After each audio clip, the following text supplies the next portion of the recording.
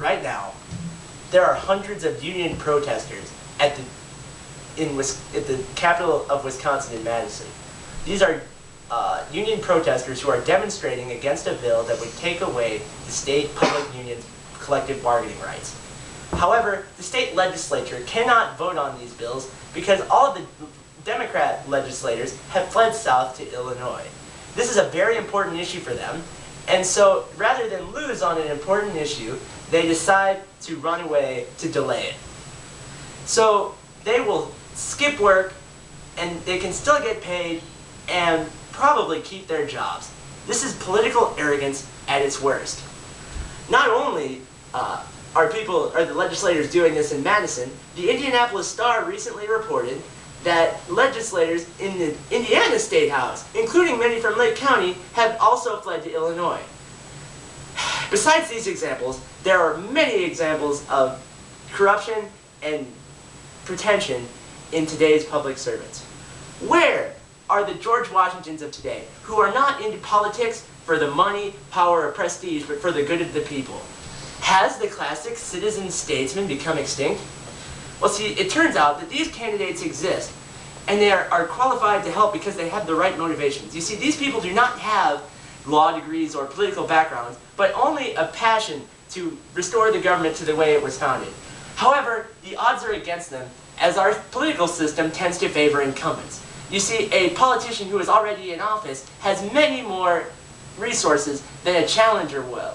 And so this effect is maximized when these politicians are corrupt. Because when a legislator can push for legislation that will benefit one organization, like the unions in Madison, and then those organizations will then donate to the candidate or the politician's campaign. So really, the people who are the least deserving of their offices are also the hardest to unseat. There's only one way to fix this problem. Regular people who have a passion to see this country restored to the way it was founded have to step up and answer the call to campaign volunteering. Volunteering is at the heart of any campaign. You see, people in our society tend to be apathetic about politics. A campaign volunteer can help fix this by informing people about the issues and putting a positive face on freedom-loving candidates. Although mass media advertisements can be effective, a friend's subtle urging or even the friendly face of a stranger can be just as effective for everyone the volunteer meets. At the end of the day, every successful campaign needs people on the ground spreading the word.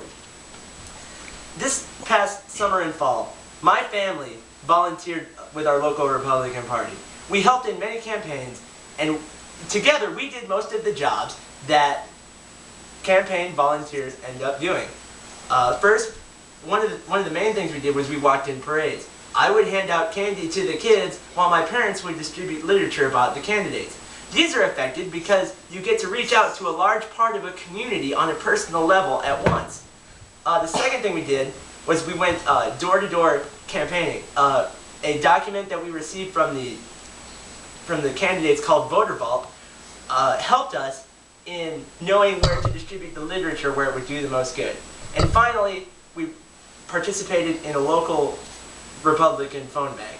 All my life, I have lived with an irrational fear of answering phones. However, for the cause, I overcame this fear and made several hundred phone calls urging people to vote for Dan Coates for U.S. Senate and Hank Adams for Lake County Assessor. These efforts were successful because both of those candidates won their races. In fact, it was especially historic for Hank Adams. Shortly after the win, the Lake County Republican blog reported that he was the first county-wide official who was a Republican in our county in 60 years. This historic victory was mostly due to the volunteers who got out the word and motivated people to vote. So in the end, although these were very important victories, these were the only two of the candidates we helped out who actually won in this election cycle. Although this is disappointing, it motivates us to work even harder in the next election. Thomas Jefferson said, The only thing necessary for tyranny to gain a foothold is for good men to stay silent. If you stand with a volunteer, or if you stand with a candidate who will stand for liberty, he will stand for you in public office.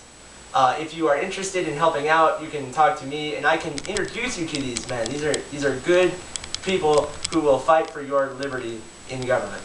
So when we support candidates, they will win, and we will win, because we will have public officials that will protect our freedoms, respect our rights, and most importantly, show up to work.